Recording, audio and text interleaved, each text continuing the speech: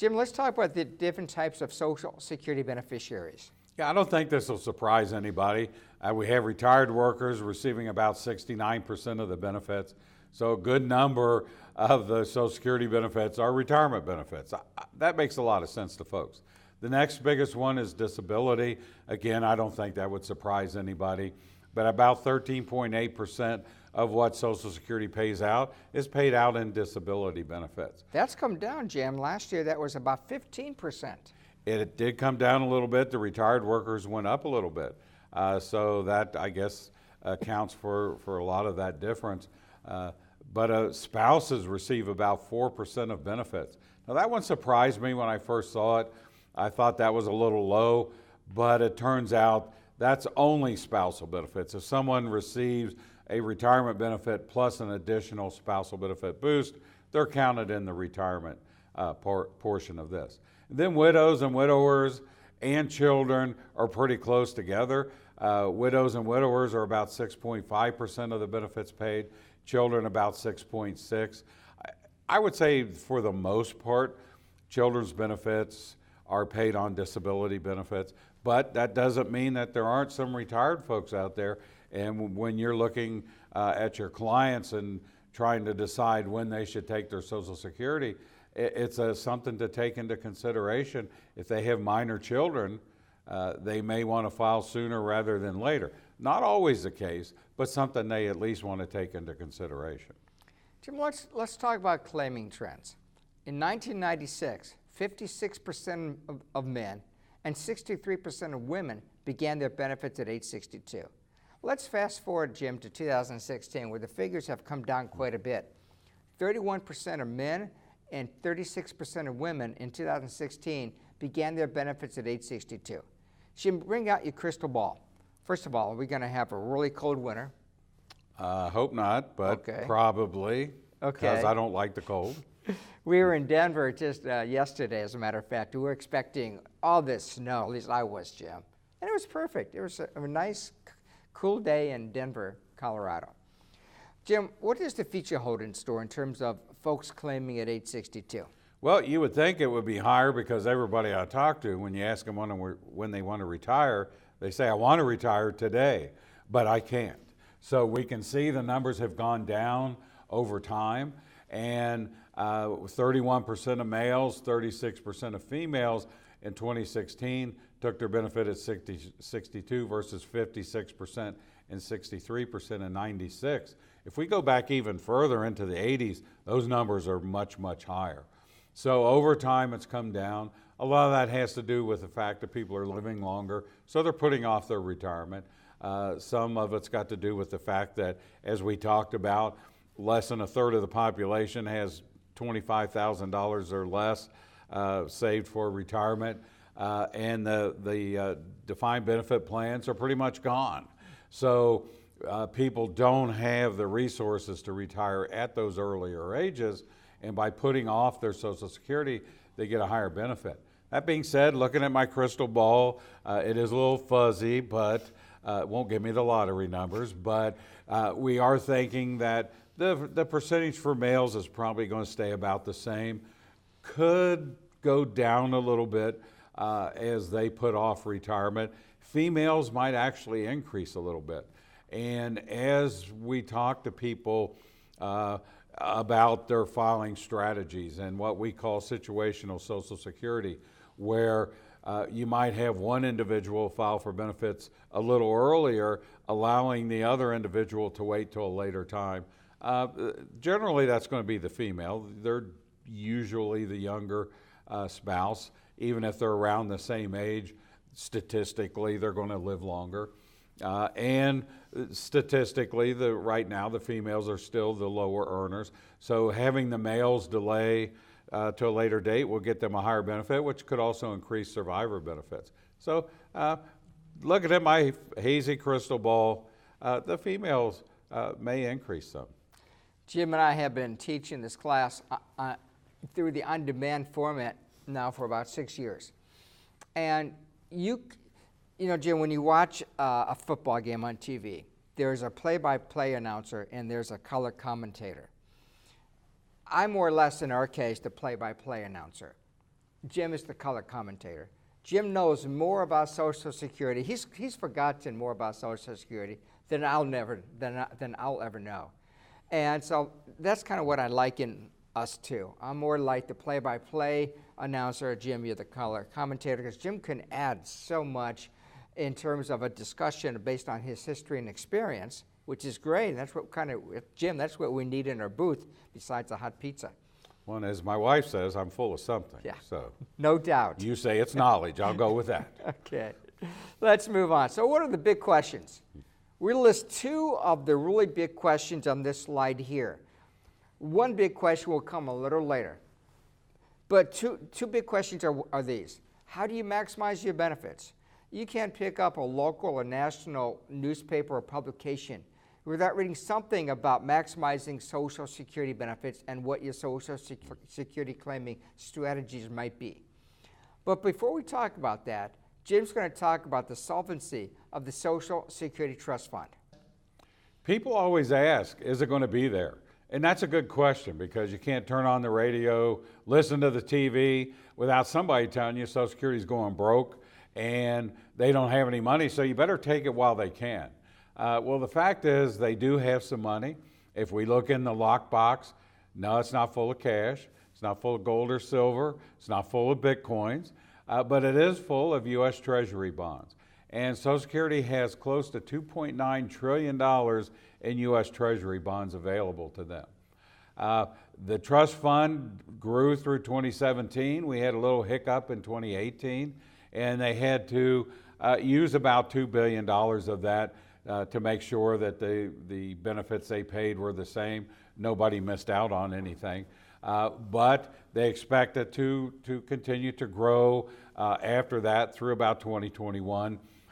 And starting in 2022, they don't see any growth in it at all. They're going to be running a little behind in what's coming in to what's being paid out. So they're going to have to start dipping into the U.S. Treasury bonds that they have on hand. But first, let's look at 2017. That's our most recent statistics. And Social Security received $997 billion. That would include $873 billion in the FICA tax, $38 billion in federal income tax.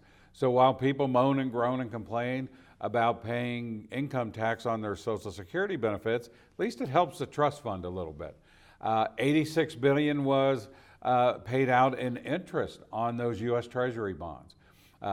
And if we add all that together, that's $997 billion. Social Security paid out $953 billion. Now that includes your benefits for retirements and survivors, but it also includes the administrative costs. So running the Social Security program comes out of that income. If we add up the FICA tax and what people paid in federal income tax, that doesn't equal $953 billion. So the good thing is right now, at least we have some interest on those Treasury bonds, and Social Security then had a surplus of $44 billion. Well, we know that's going to change. So what's going to happen? They're going to start cashing in the Treasury bonds, and eventually those are going to run out. So in 2034, and this number's been pretty consistent, I saw a Social Security benefit statement from back in 2001, and they thought that the program was going to be solvent through about 2044. Here we are in 2018, and that's dropped 10 years, and now they're saying 2034, and it's been 2034 for a number of years. So we can be pretty confident, fairly close to that time, all that money is going to be gone, and what's going to happen? Well, as a government agency, Social Security is not allowed to operate in the red. Maybe we should make all agencies like that, but Social Security's not. So they can't pay out any more than they bring in benefits. What that means is people will see a cut in what they receive each month. The good news is people are working, they're still paying the taxes, and money's coming in, and they'll have enough money coming in to cover about 79% of their obligation. That means everybody's going to take a 21% pay cut. So far, I've not found anybody who's excited about taking a 21% pay cut. But if absolutely nothing is done, then they will see that pay cut. Now, what can you do to help? What I want everybody to do is, once this is over, you go to your checkbook, you write out a check, and then you'll go to the Social Security Administration. And what it'll do is, in the search box, you type in voluntary donation, and it'll tell you how you can contribute right to the Social Security Trust Fund itself. Can't contribute to your own number, so you're not building that up, but write that check out. Good news is, with that, not only are you helping the trust fund, but it's tax deductible. Now, as a charitable contribution. As a on charitable Schedule contribution. A. But I think there's a better way to deduct that as a casualty or theft loss on Schedule A. But unfortunately, casualty or theft losses, I don't remember they're going away in 2018 because the tax law changes. Yeah, so all that's going to, that might cut down on the big donations that goes into the Social Security Administration.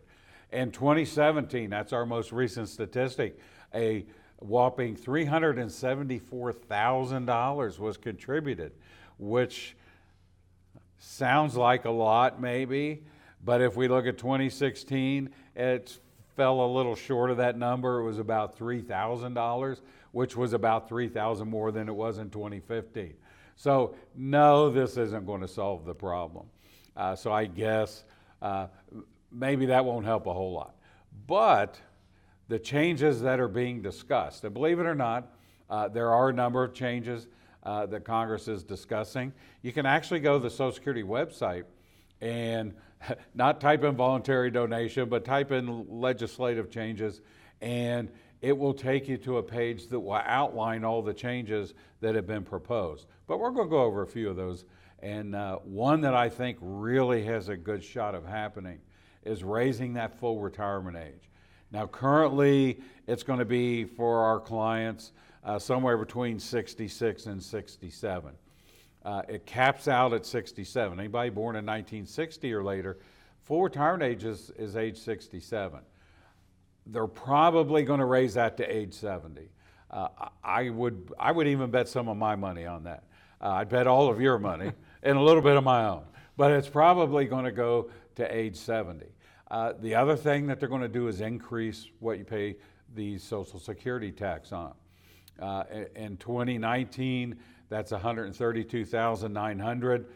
To get it to where they would like it to be, it's going to be somewhere around $240,000, $250,000.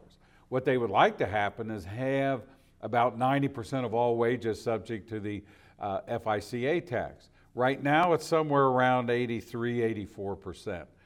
So they're going to have to increase what we pay the FICA tax on. But then what happens? That's going to increase people's Social Security benefits, kind of a double-edged sword. So to offset that, they're going to probably add some means testing in there. And I get this question a lot from people about means testing. Maybe I should take my benefit now because they're going to means test it. So at least I'll get some of it. A couple of ways this could go. We saw one proposal that suggested if you have $78,000 of income in retirement, we're going to start cutting your Social Security. You don't need quite as much. And once you get to $200,000, those folks, they don't need their Social Security benefit. So thanks for paying in, but we're not going to pay you monthly benefit. That one doesn't have a whole lot of traction, but it was put out there, and I'll give the person credit that put it out. At least he was talking about it. The one that seems most likely is, you'll see a term there called BIM points.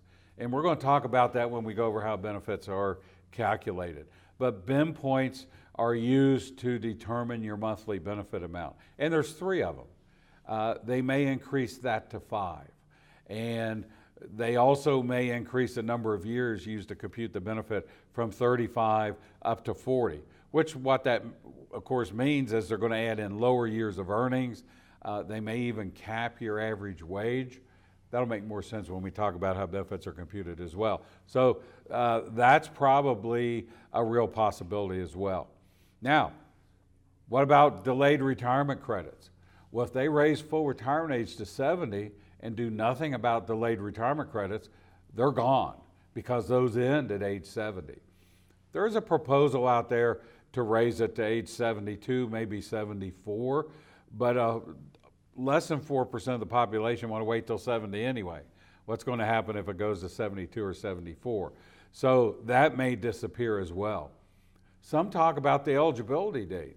The initial eligibility date stayed at 62 regardless of your full retirement age. They're talking about moving that maybe to age 64. And the next ones they've already acted on, the claim and suspend and the restricted application. The law was passed in November of 2015 that did away with those two scenarios. And claim and suspend is pretty much a thing of the past. The restricted application, it's still in play, but it's going to be gone after a period of time. And so there's all sorts of different things they're looking at. And then, of course, the chain CPI, they're talking about moving the cost of living adjustments to that chain CPI. Very good. Thank you, Jim. Okay. How do you maximize your Social Security benefits, or how do your clients maximize their benefits? Number 6 on this list, Social Security reps are basically just order takers. Don't expect any advice if you send your clients down to the Social Security office. The Social Security reps have been directed by their boss, the commissioner in Baltimore, not to review options with folks. When Jim worked for Social Security, there were around 85,000 employees. Today, Jim, that number has dropped to about 64,000. So Social Security has lost 20,000 good people, just like my partner Jim Blair, 35-year veteran of the Social Security Administration. The Social Security's theory is that folks have access to the internet. They can do their own research. But if you send your clients down there to talk to them about can you do a restricted application, more likely than not, the representative you talk to will look at you like a deer looks into headlights. So if they're not able to help you, what do you need to help your clients do? Help them to make a plan. Help them to make a plan to understand and to maximize their Social Security benefits. You need to remember, Social Security may be a joint lifetime benefit. Generally, upon the passing of the husband, the wife will step into his shoes.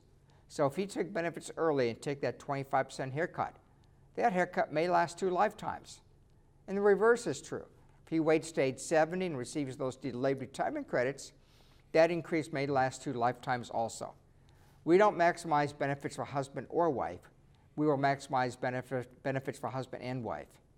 Do not think inside the box. That's not a good thing. That's when you look at your benefit statement at 3 different ages: 62, full retirement age, and age 70. It's easy to think inside the box, Jim. You just look at your Social Security benefit statement, and those benefit amounts are listed on that statement. You have to think outside the box. Help your clients understand if the restricted application is available to them. Did they file and suspend on a timely basis? How do they coordinate spousal benefits to really get more money out of the system? That's what we consider thinking outside the box. And please remember, more than 90% of all recipients do not maximize their Social Security benefits. They have no clue what their options are, and neither do their professional advisors. We're going to talk about the strategies that are being phased out due to the 2015 Bipartisan Budget Act, claim and suspend, and the restricted application. What you need to remember is this: the majority of your clients can still utilize the restricted application. But before we talk about that, let's talk about claim and suspend. Under old law, a husband would claim and then suspend his benefits. And while he's in the suspension mode, his wife would collect a spousal benefit off of him, and he's earning those delayed retirement credits. Under current law, for a wife to collect a spousal benefit off of a husband, the husband would need to be receiving a Social Security benefit. It could either be a retirement or a disability benefit. However, though, if the husband had turned full retirement age by May 1st of 2016, that he could have claimed and suspended by April 29th of 2016. So if he actually got that application in by that date, then a spousal benefit would be payable to the wife, even though the husband's benefits have been suspended. Now, what are the chances, Jim, that that would apply to the clients that we're currently meeting with? Did the husband actually file and suspend by April 29th of 2016 in the cases that you're meeting with clients? Yeah, the odds are slim, but it does happen. And occasionally, maybe every few months, we'll run into clients that knew that they needed to go ahead and apply and suspend those benefits. Now their spouses are reaching the age where they're taking benefits, and so they can file off of their work record. But more likely, we're running into the folks, maybe they met that deadline. They were born by May 1st of 1950, but they didn't file and suspend. And now it's too late for them to take advantage of that. But you'll still run into it occasionally. So you want to make sure that when you're talking to your client and they have a date of birth, May 1 of 50 or earlier, that you at least ask them that question. That's what we call situational Social Security. When your clients come in to meet with you, make sure you know when they were born. Did they reach full retirement age by May 1st of 2016? And if they did, ask a follow-up question. Did they file and suspend their benefits by April 29th of 2016? Because if they did, then a spousal benefit could be payable sooner than later. But for all intents and purposes, that strategy is still gone. Not still gone, but that strategy is gone. If a client comes in and meet with you today, and they tell you that they are turning full retirement age today, and that they want to suspend their benefits and allow their wife to collect a spousal benefit while they are in the suspension mode, what are you going to tell your clients? Too late, Charlie. That strategy just does not exist any longer. However, though, a majority of your clients can still utilize the restricted application.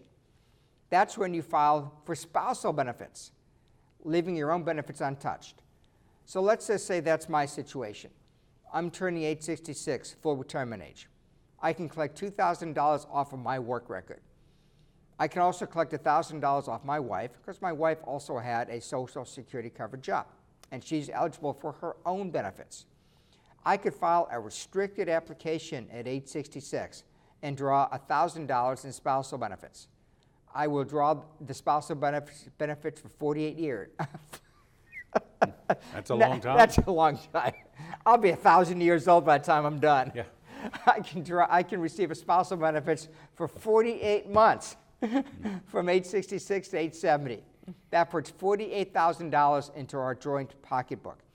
And then when I turn age 70, I turn my benefits on, and now my benefits have grown by 32%, from $2,000 to $2,640. Jim, that's like having your cake and eating it too. Having your cake part is I'm collecting $1,000 a month in a spousal benefit, $48,000 in our pocket.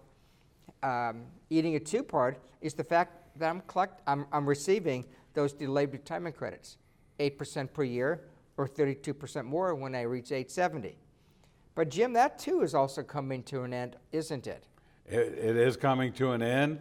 That is not available to folks whose date of birth is January 2nd of 1954 or later. So what we're looking for when we look at our clients' Social Security benefit statements, what is their date of birth? And if it's January 1st, 1954 or earlier, we know we're going to want to at least look at the possibility of the restricted application. It doesn't work for everybody. We have to look at what their spouse is doing, what their work history was, but we know at least we're going to take a look at it to see, is this a strategy that is going to be worthwhile for them?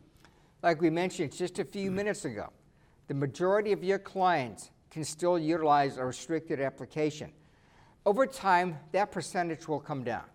Jim and I think by 2023 to 2024, the percentage of folks being able to file a restricted application will be kind of really close to zero.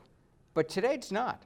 Still, the majority of clients can still file a restricted application. So situational Social Security says You need to know when your clients were born. If you're using some type of Social Security tool, you'll enter their birth dates. And the Social Security tool, Jim, will determine if the restricted application is available.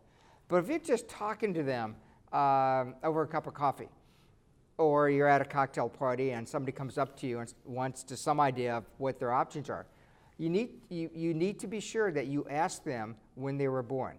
They were born by 1/1 of 54. Then make sure you include the restricted application in your discussion. If you don't ask that question, then you won't even think about the restricted application, which is a great way for folks to get more money out of the Social Security system. So for the most part, Jim, claim and suspend is gone, but the majority of your clients can still utilize that restricted application. And I guarantee you, by the time we're finished today, you will have a much better, we will continue to talk about these two strategies, and you'll have a much better idea of exactly which of your clients can still utilize that restricted application. Jim and I have put together a three-legged stool showing the strategies for a married couple in terms of their Social Security benefits. Leg number one is one spouse will wait to age 70 to earn those delayed retirement credits. Generally, it's going to be the husband waiting to age 70, but of course it could be both spouses. Jim, on a percentage basis, how many folks that you meet with understand that they could wait to age 70 and receive more in Social Security benefits? You'd think it'd be 100% because it's right there on your Social Security benefit statement, but people don't see those statements or pay that much attention. So let's say about 80%. Leg number one leads us right into leg number three, where we want to maximize surviving spouse benefits. Generally, if the husband waits to age 70 and receives those delayed retirement credits, then his wife, as a surviving spouse, will receive more in benefits for the rest of her life. So, Jim, on a percentage basis, how many folks understand why and how to maximize surviving spouse benefits? Yeah, unfortunately, that's a lot less. If we're going to be generous, we could say maybe 40%. Okay. And then, Jim, let's go to the second leg in our three-legged stool, coordinating spousal benefits. How many folks understand that these options may be available to them, specifically the restricted application? And of course, there are other ways to coordinate spousal benefits, which we'll talk about later today. Jim, what percentage do you think that would be? That's less than 10%. Most people aren't aware of that. That's not on their Social Security benefit statement. Less than 10%. Great.